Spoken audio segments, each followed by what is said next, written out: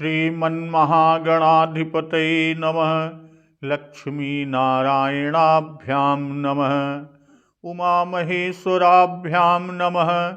वाणीहिरण्यगर्भाभ्यां नमः। शचीपुरन्दराभ्यां नमः। मातापितृचरणकमलेभ्यो नमः। इष्टदेवताभ्यो नमः। कुलदेवताभ्यो नमः। ग्राम देवताभ्यो नमः। स्थान देवताभ्यो नमः।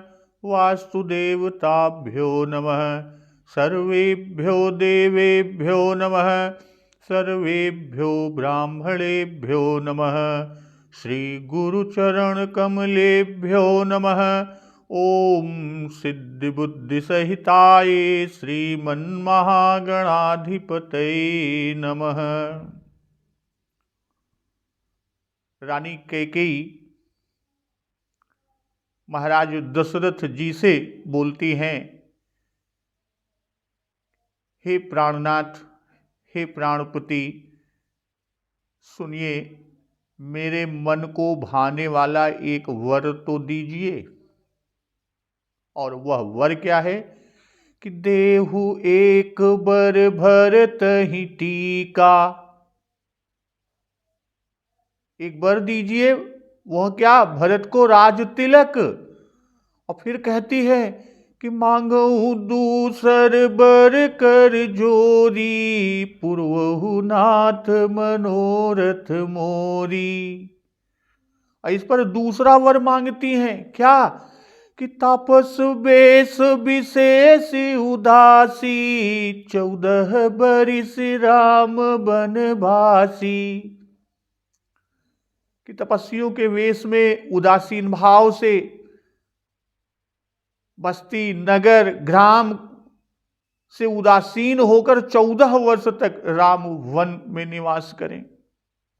तो इस तरह की वाणी सुनकर सुन मृदु बचन भूप ही शोकु, शशिकर छुअत बिकल जिम कोकु। गयौ सहमि नहीं कछु कही आवा, जनु सचान बन झपटेउ लावा। कैकेयी के कोमल विनय युक्त वचन सुनकर राजा की स्थिति कि गयौ सहमि नहीं कछु कही आवा, जनु सचान बन झपटेउ लावा। अबिबरन भयौ निपट नर पालू, दामिनी हनऊ मनहु तरुतालू। राजा इस तरह से सहम गए, उनसे कुछ कहते न बना, मानो बाज वन में बटेर पर झपट्टा मारा हो। इतना ही नहीं, राजा का रंग बिल्कुल उड़ गया, फक्क हो गया। और किस तरह? मानो ताड़ के पेड़ को बिजली ने मारा हो। जिस तरह ताड़ के पेड़ पर बिजली गिरने से वह झुलस कर बदरंग हो जाता है, वही हाल राजा का हुआ। और यह स्थिति होने पर माथे हाथ मुदी दो लोचन, तनु धरि सोचु लाग जनु सोचन। मोर मनोरथ सुर तरु फूला, फरत करिन जिमिहत समूला। माथे पर हाथ रखकर, दोनों नेत्र बंद कर राजा सोच करने लगे कि मानो साक्षात सोच ही शरीर धारण कर, सोच ने शरीर धारण कर सोच कर रहा हो। और सोचते हैं कि हाय, मेरा मनोरथ रूपी कल्प वृक्ष फूल चुका था, उसमें फूल आ चुके थे, परंतु वह फलता उसके पहले ही कैकेयी ने हथनी की तरह उसे जड़ समेत उखाड़कर नष्ट कर डाला। अवध उजारि कीन्हि कैकेयी, दीन्हि से अचल विपत्ति कई नेई। कैकेयी ने अयोध्या को उजाड़ दिया और विपत्ति की अचल यानी सुदृढ़ नींव डाल दी।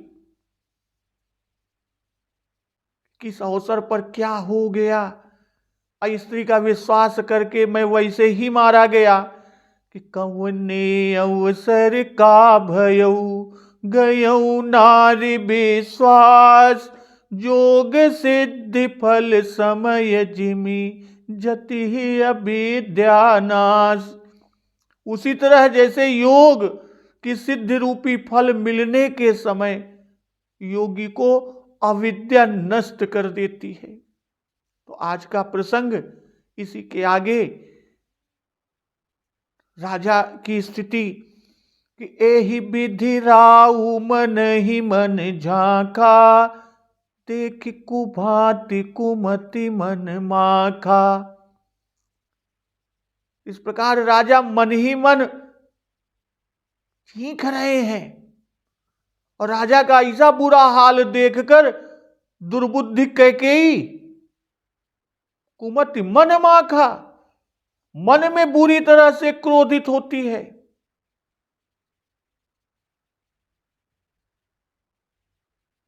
यही विधि राउ मन ही मन झांका कि तनु धरि सोचु लाग जनु सोचन। यहां से शुरू और यही विधि राउ मन ही मन झांका, यह उपसंहार दिखा रहे हैं। इसके बीच में क्या सोच रहे हैं उसका उल्लेख। पहले कहा कि गयऊ सहमि नहीं कछु कही आवा, जब मुंह से कुछ वचन न निकल सका, राजा बोल न सके, तब राजा मन ही मन झांकने लगे, अंदर मन में झांके लागे। लाग जन सोचन और अंत में मन ही मन झांका, कहकर सोचने और मन में झांकने। तो यही विधि से अविद्यानाश तक कि मोर मनोरथ सुर तरु फूला। तो देखी कुभांति कुमति मन माखा। कुभांति अर्थात राजा की कुभांति बुरी चेष्टा, मन में झकना, यह देखकर कैकेयी कुभांति यानी बुरी तरह बेतरह मन में माखी, क्रोधित हुई।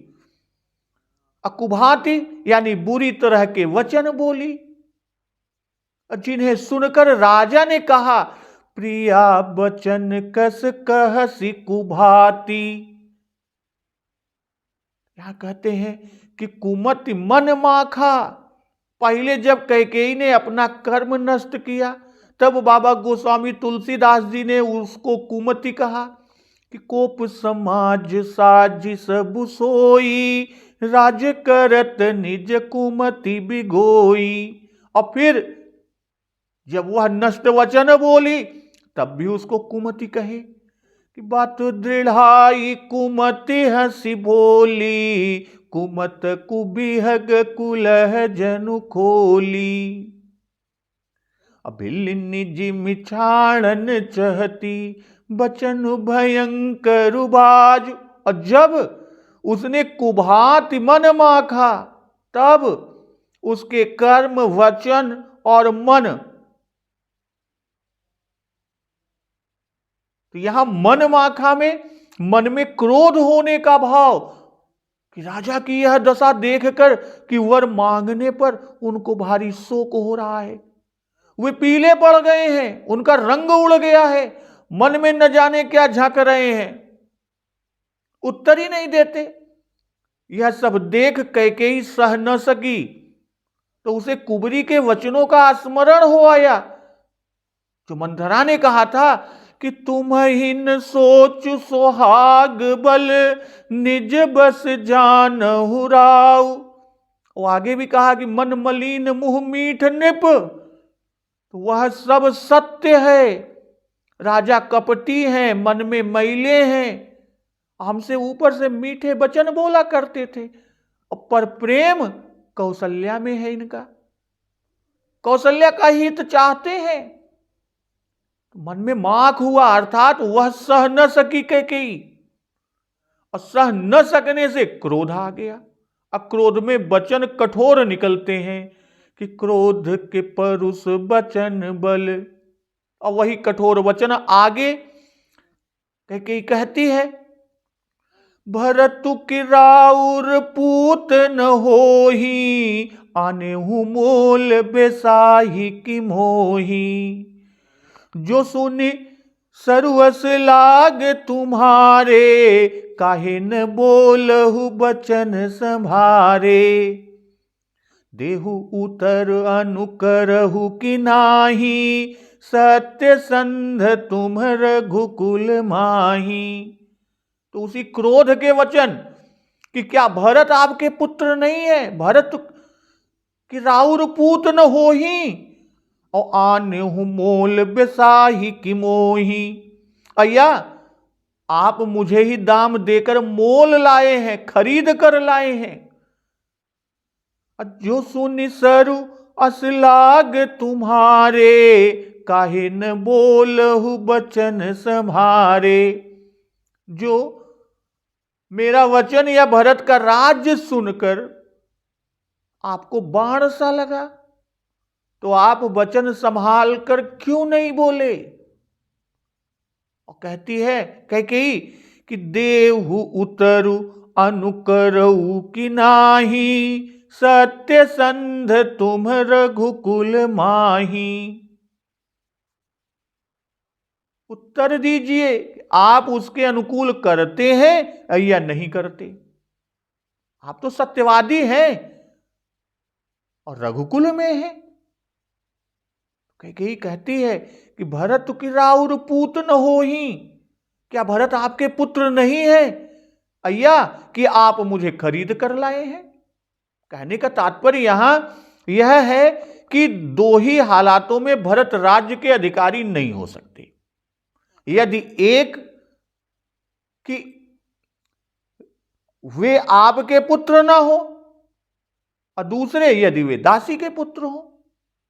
यदि ऐसा नहीं है, अर्थात वे आप ही के पुत्र हैं और मैं दासी ना होकर पटरानी हूं, खरीदी हुई नहीं हूं, तो आपको भरत का राज्य के वर से दुख नहीं होना चाहिए था। हर्ज क्या था, राम न राजा हुए, भरत ही हुए। तो यहां व्यंग से वो प्रदर्शित करती है कैकेयी कि क्या कौशल्या ही पटरानी है और राम ही तुम्हारे पुत्र हैं, मैं पटरानी नहीं और हमारा पुत्र भरत आपका पुत्र नहीं।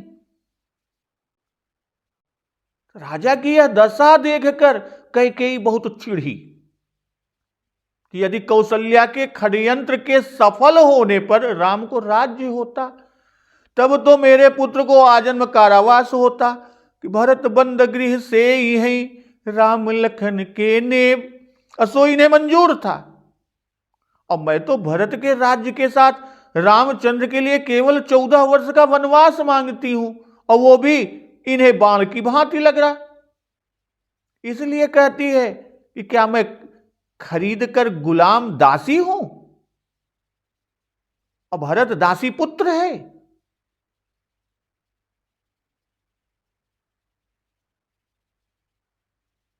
कहने का भाव यहां की दासी पुत्र पुत्र नहीं माने जाते। कहावत भी है कि रानी के बेटे राजा होते हैं, राजा के बेटे राजा नहीं होते। अर्थात मैं भी पटरानी हूं, मेरे बेटे पर भी तुम्हें वैसा ही प्रेम होना चाहिए जैसा कि कौशल्या के बेटे पर है।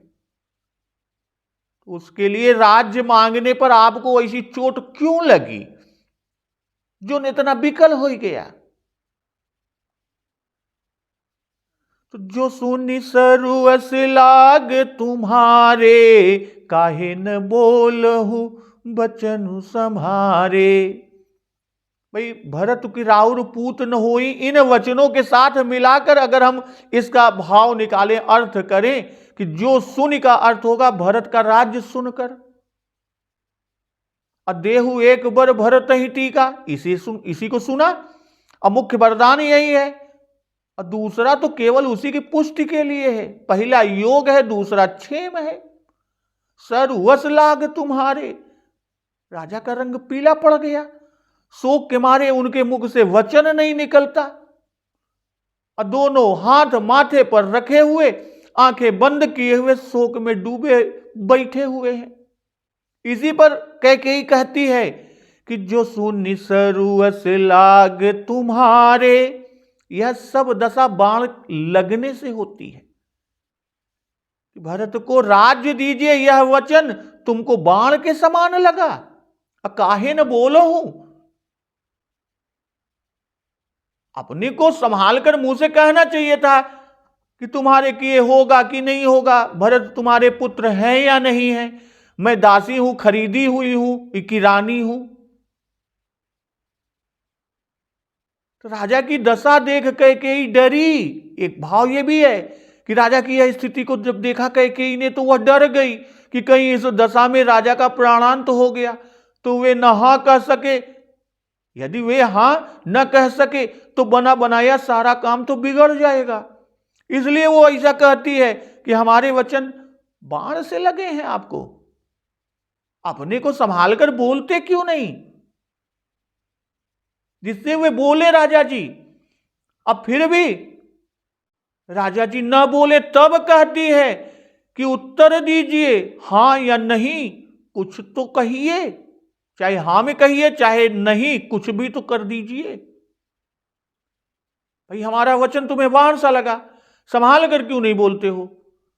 तुम्हें पहले सोच विचार कर बोलना चाहिए था। फिर पहले किस मुंह से कहा कि रघुकुल रीति सदा चली आई, फिर इस तरह आपको नहीं बोलना चाहिए था।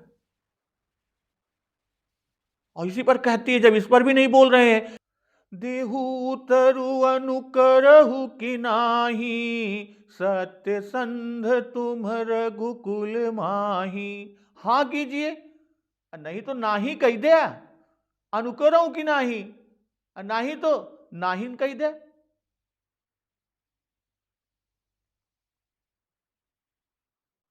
कहने का कई कहता है हमरे बात के उत्तर तो दिया, हमरे बात पर हमने वरदान दिया और कि हां या वरदान नहीं दिया नहीं करो। कई कहा थे नहीं बरी, पहले हां करे के कहा थी, अब बाद में ना करे कहा थी, और फिर आगे नहीं करे कि रुकबो कर थी। ई कह के कि आप सत्य संदेह और रघुवंशी, फिर आप ना ही कैसे कह सकत है। सत्य संध तुम,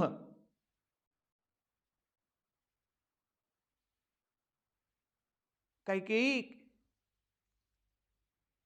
का तबो डरा थी कि अनुकरहु कि नाही, इतना कहा थी तबो डरा थी कि कतो सत्य में नाही न कही दे। काहे काहे से कि श्री राम जी इनका प्राण से भी अधिक प्रिय हैं। यह बरे अपन कार्य साधे के लिए फिर कहा थी, और कहा थी, सत्य संध तुम रघुकुल माही। ये वचन व्यंग के हैं। काहे का मतलब है कि आप अपुने तो अबय अबय कह चुका कि रघुकुल रीति सदा चली आई, प्राण जाहु बरु बचनु न जाही, और सत्य के सराहना के है। अब वो रीत के पालन करब तो तोहार कर्तव्य हो, चाहे जैसे बने वरदान तो देबै करा, और दे इनके परे। काहे कि रघुवंशी यह लिए मुकरे से तोहार पूरा कुल रघुकुल दूषित तो हो जाए। तो दिन कहू अब जनि बरु देहू, तजहु सत्य जग अप जस लेहू, सत्य सराही कहू बरु देना, जाने हूं ले ही मांगी चबेना। आपने वर देने को कहा था, देन कहू अब जनि बरु देहू, अब न दिया, सत्य छोड़ दिया, तजहु सत्य जग अप जसु लेहू, सत्य को छोड़ दिया और जगत में अपयश लिया। असत्य सराही कहु बरु देना, सत्य के बड़ाई कह के आप बर दे के कहा, अजाने हूं ले ही मांगी चबेना। तो का समझे रहा कि चबेना मांग ले।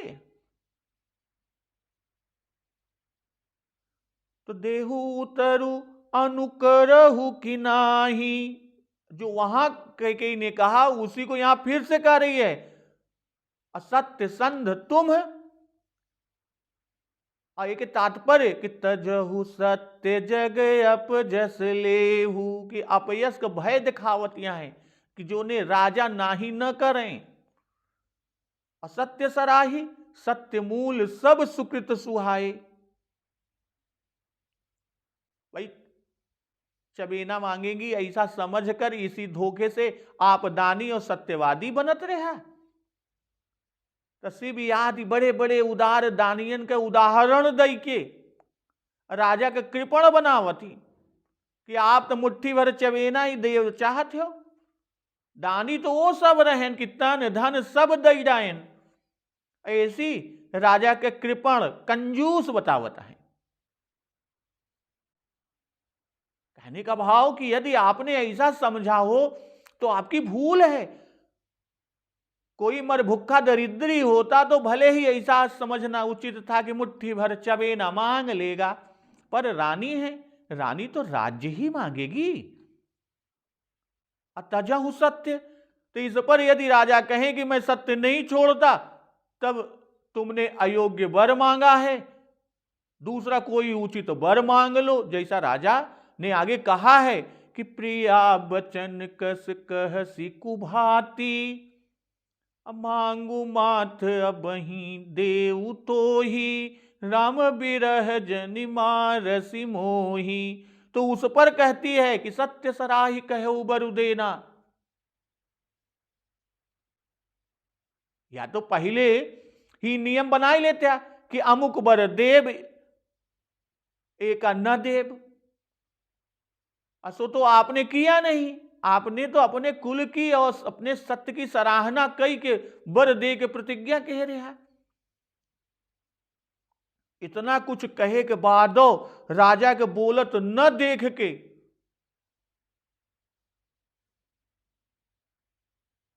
कई कहा था कि देने को कहकर न देना सत्य का त्यागना है।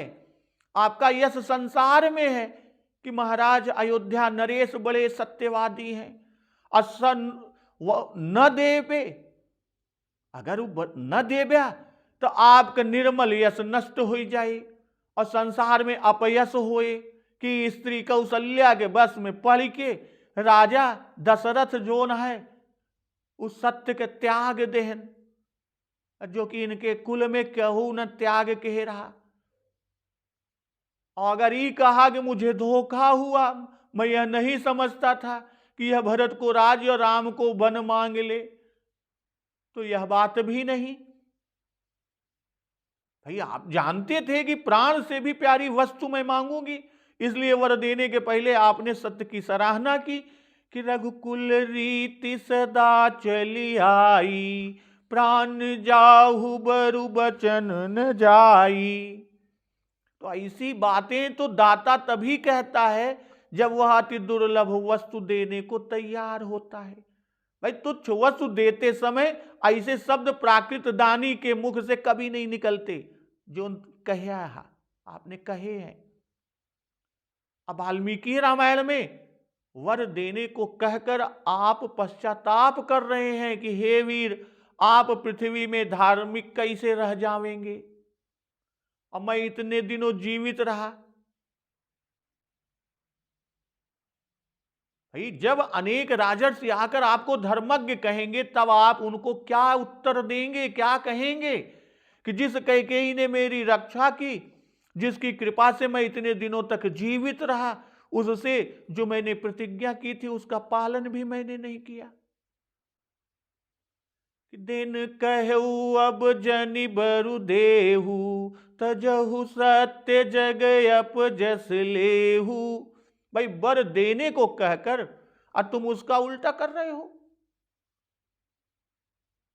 इससे तुम अपने वंश के राजाओं के यश में कलंक लगाओगे।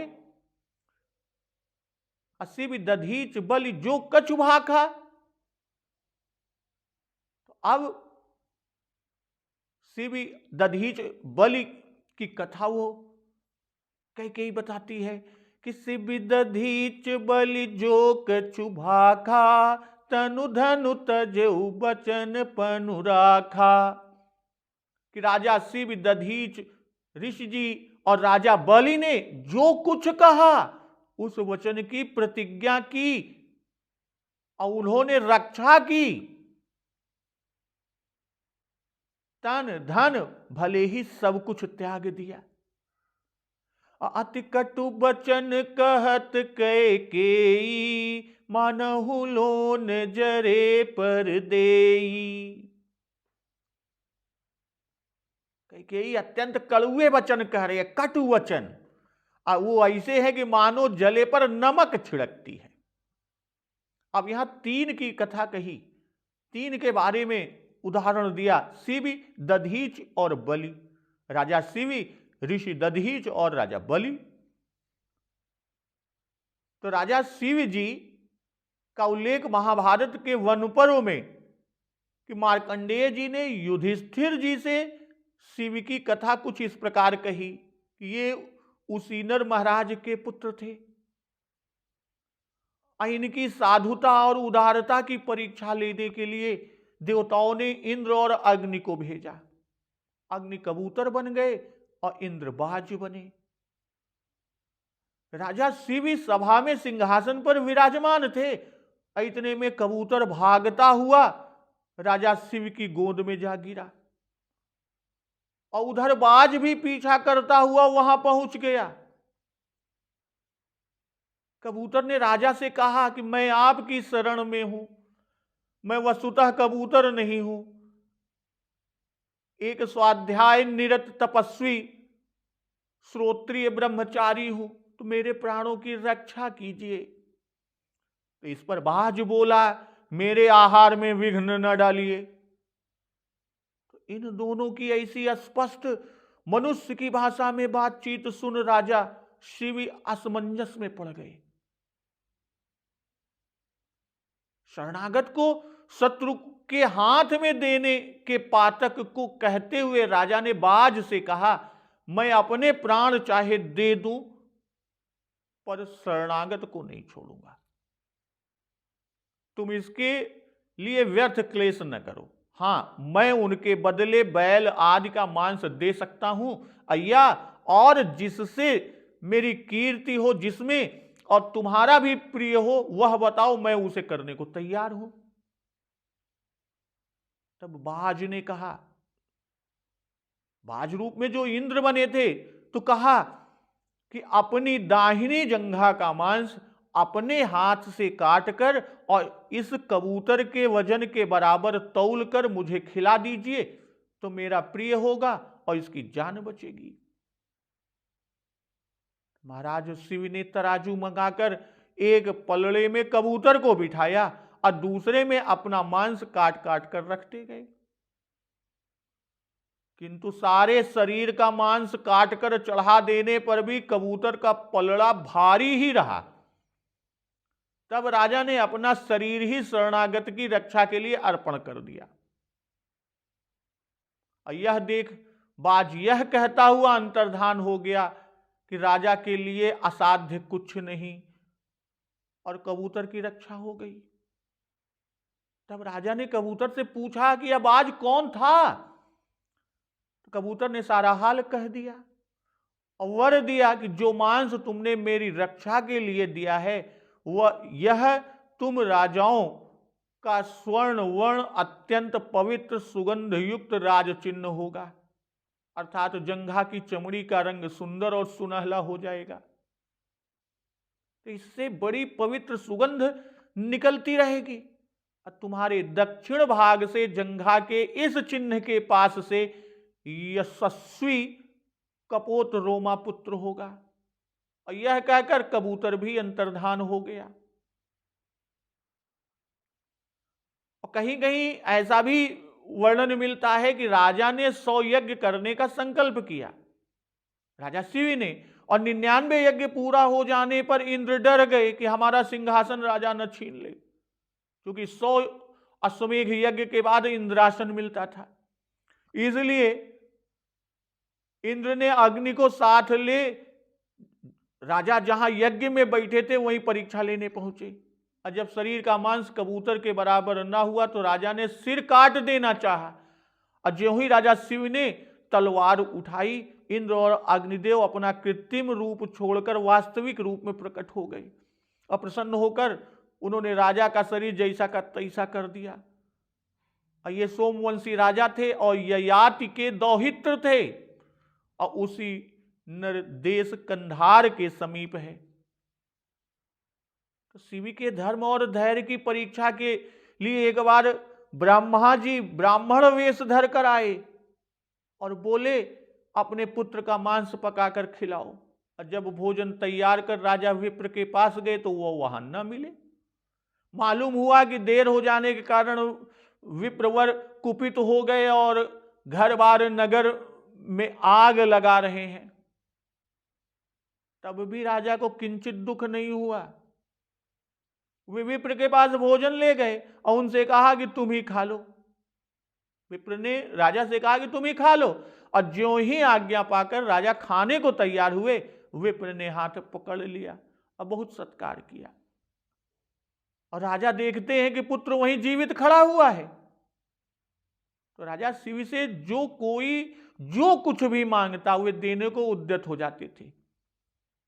यह कुछ यश या ऐश्वर्य या भोगों की कामना से नहीं, किंतु इस विचार से कि धर्मात्मा पुरुषों ने इस मार्ग का सेवन किया, अतः मेरा भी यही कर्तव्य है। तो सत्पुरुष जिस मार्ग से चले वही उत्तम है, और यही सोचकर उसकी बुद्धि उत्तम पथ का आश्रय लेती रही कि महाजनो येन गतः सपंथ, महाजनो येन गतः सपंथाः। और ऋषि दधीच श्रीमद् भागवत के स्कंध 6 में उल्लेख है कि ऋषि दधीच जी ब्रह्मा के मानस पुत्र अथर्वण ऋषि के पुत्र हैं। इनकी माता चिति शांति देवहूत जी की कन्या है। बड़े उदार बुद्धि और महातपस्वी थे दधीच जी। इनका आश्रम सरस्वती नदी के पार था। जब इंद्र वृत्तासुर को न जीत सका तब देवगण भगवान विष्णु की शरण गए और प्रार्थना की। भगवान ने प्रकट होकर इंद्र से कहा कि तुम ऋषि श्रेष्ठ दधीच जी के पास जाओ, विद्या व्रत और तप के प्रभाव से अत्यंत दृढ़ उनका शरीर उनसे मांगो। दधीची जी आध्यात्म विद्या में अत्यंत विद्वान हैं, ज्ञान कांड को जानते हैं, एवं उसे अश्विनी कुमार को बतलाया है, जिसके बल से वे अमर भाव को प्राप्त हो गए। तो मुनि ने त्वष्टा को अभेद नारायण कवच बताया था। तुम लोगों ने प्रार्थना करने पर अतिथि धर्मज्ञ ऋषि तुमको अपना शरीर दे देंगे। उनकी हड्डियों से विश्वकर्मा जो अस्त्र बना देंगे उसके द्वारा मेरे तेज से युक्त तुम वृत्तासुर का सिर काटोगे। तो देवताओं समेत इंद्र ने जाकर ऋषि से प्रार्थना की, अपना दुखड़ा कह सुनाया और शरीर को मांगा।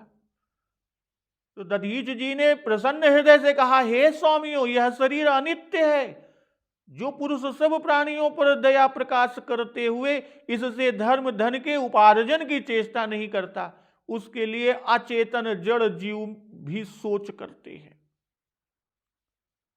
जो व्यक्ति अन्य प्राणियों के शोक में शोकाकुल और हर्ष में हर्षित होते हैं, उनका उक्त धर्म अव्यय है। अपूर्ण श्लोक मनुष्य उक्त धर्म का आदर करते हैं। तो धन, स्वजन एवं शरीर कुछ भी अपना प्रयोजनीय नहीं है। आहो, कैसे कष्ट की बात है, कैसी कृपणता है। मनुष्य इनसे भी उपकार नहीं कर सकता। और मेरा यह शरीर अत्यंत प्रीति पात्र होने पर भी एक दिन तो अवश्य मुझे त्याग देगा। इसलिए आप लोगों के लिए मैं अपना शरीर इसे अभी त्याग देता हूं। ऐसा कहकर दधीच जी ने अपना शरीर त्याग दिया और विश्वकर्मा जी ने दधीच की हड्डियों से वज्र बनाया, जिसे से वृत्तासुर मारा गया। अब पद्म पुराण सृष्टिखंड में उल्लेख है कि सतयुग में कालकेय नामक दुर्जेय दैत्यगण वृत्तासुर को अपना सरदार बनाकर देवताओं पर चढ़ाई, उन पर चढ़ाई कर दी। तब इंद्रादि देवता ब्रह्मा जी के पास गए, उन्होंने देवताओं को दधीच के पास हड्डियों को मांग लाने को भेजा। दधीच जी का आश्रम सरस्वती नदी के उस पार है। पुष्कर तीर्थ के आश्रमों के वर्णन में यह कथा है। अब बालकांड परशुराम गर्भहरण प्रकरण में बाबा जी ने लिखा कि इन्हीं की हड्डियों से 2 धनुष बने थे, एक श्री शिव जी के लिए और दूसरा विष्णु जी के लिए। अब पुराणांतर में ऐसी कथा है कि ऋषि ने शरीर पर छार लगवाकर सब मांस गौओं से चटवा दिया, हड्डियां देवताओं को दे दी। और तीसरी कथा कैकेयी ने राजा बलि की बताई। यह भी श्रीमद् भागवत स्कंद 8 में उल्लिखित है कि राजा बलि दैत्यराज प्रहलाद के पौत्र थे। देवताओं को उन्होंने जीत लिया। यह बड़े धर्मज्ञ और दानशील थे। देवताओं का राज्य आदि छिन जाने पर भी इनकी माता अदिति ने अपने पति कश्यप जी से प्रार्थना की और उन्होंने भगवान की उपासना इनको बताई, जिससे भगवान प्रसन्न हो उनके पुत्र हुए वामन रूप से। और वामन भगवान इसी रूप से बलि के पास आए। वह उस समय यज्ञ में बलि बैठे हुए थे, 99 यज्ञ कर चुके थे, अब इंद्र बनने के लिए अंतिम यज्ञ कर रहे थे। राजा बलि ने ब्राह्मण वामन रूप भगवान का आदर सम्मान किया और चरणामृत ले उनसे कहा, आपकी जो जो अभिलाषा हो मुझे कहिए, मैं आपको वो दूंगा। तो वामन जी ने उनकी उदारता की प्रशंसा करके अपने पैरों के नाप से 3 पग पृथ्वी को मांगा। जबकि शुक्राचार्य ने दैत्यराज को बहुत समझाया कि तुम नहीं कर दो, ये भगवान है, छल से तुम्हारा राज्य लेना चाहते हैं। फिर भी राजा बलि ने प्रतिज्ञा को नहीं छोड़ा, उससे न डिगे। वे बोले, मैं प्रहलाद का पौत्र हूं, दूंगा, और कहकर अब नहीं दूंगा नहीं कह सकता, मैं अवश्य दूंगा। तो वामन ब्रह्मचारी ने पग बढ़ाया, एक पग से बलि की पृथ्वी नाप ली, दूसरे से स्वर्ग आदि सभी जगह नाप लिया, तीसरे के लिए कुछ न बचा। भगवान के कहने पर कि तेरा वचन असत्य हुआ, बलि ने उत्तर दिया कि राजा का शरीर आधा राज्य के बराबर है, तो आप इसे एक चरण के बदले में नाप लीजिए। मैं झूठ नहीं बोलता और अपकीर्ति से बहुत डरता हूं। तो भगवान ने तीसरा चरण बलि के सिर पर रखा और इनको भी नाप लिया।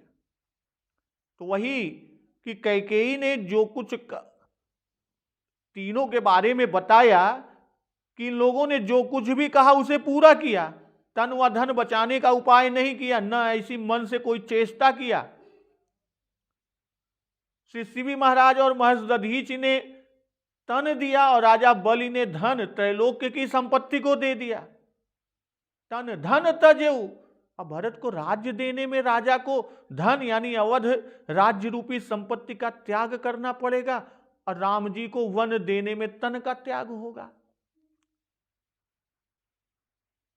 कहने का भाव कि शिवी जी और महर्षि दधीच ने शरीर दे डाला, राजा बलि ने सर्वस्व दे दिया, त्रिलोकी की संपत्ति देकर, और फिर शरीर भी समर्पित कर दिया। और तुम्हारे तो 4 पुत्र हैं, उनमें से एक का वियोग मांगती हूं, और वो भी अल्पकाल यानी केवल 14 वर्ष के लिए। यह तो उन लोगों की उदारता के सामने कुछ भी नहीं है। यह विशेष दुख नहीं है।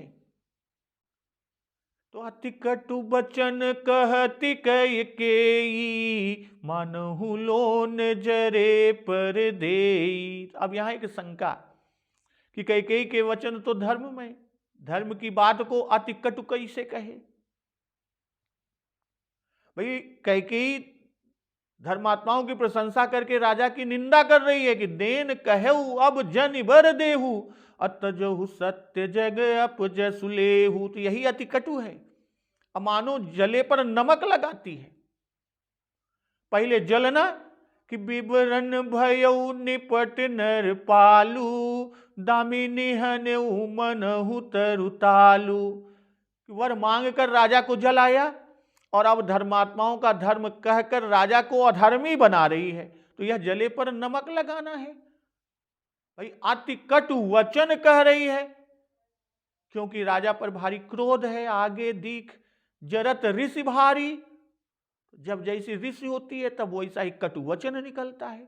अब क्रोध से तो कटु वचन निकलते ही हैं। वनवास कटु, उस पर भी अधर्मी, असत्यवादी, कृपण, प्राण और धन के लोभी, धर्म के न जानने वाले बनाना, यह सब क्या है? यह सब अति कटु है। और जले पर नमक लगाना या छिड़कना एक तरह का मुहावरा है कि किसी दुखी या व्यथित मनुष्य को और अधिक दुख या व्यथा पहुंचाने के अर्थ में इस मुहावरे का प्रयोग होता है। जले हुए स्थान पर ये धोखे से भी नमक लग जाए तो बड़ी असह्य वेदना या पीड़ा होती है। एक तो राजा ने कैकेयी को वचन दिया, यद्यपि वह उसकी पात्र न थी, इस कारण वर से दाह हो रहा, और दूसरे इतिहास कहकर जले पर नमक लगा रही है। अधर्मी के मुंह से धर्म के इतिहास नहीं सुहाते कि धर्म धुरंधर धीर धरी नयन उघारे राय, सिर धुन लीन है उसास यसी मारे सी मोहि कुठाए। कि धार्मिक राजा ने धीरज धारण कर नेत्र को खोले और माथा पीट कर आह भरी मन में सोचते हैं कि इसने मुझे बुरी ठौर तलवार से मारा। अब राजा के ऊपर रानी के इन कथनों का क्या असर होता है, किस तरह का दुख का आभास होता है और राजा क्या कहते हैं, इस प्रसंग का श्रवण रसपान हम लोग अगले दिवस की कथा में करेंगे। तो एक बार जोर से बोलिए, सियावर रामचंद्र की जय, पवन सुत हनुमान की जय। जगत जननी मां जगदम्बा की जय, गुरुदेव भगवान की जय, उमापति महादेव की जय। जय श्री राम।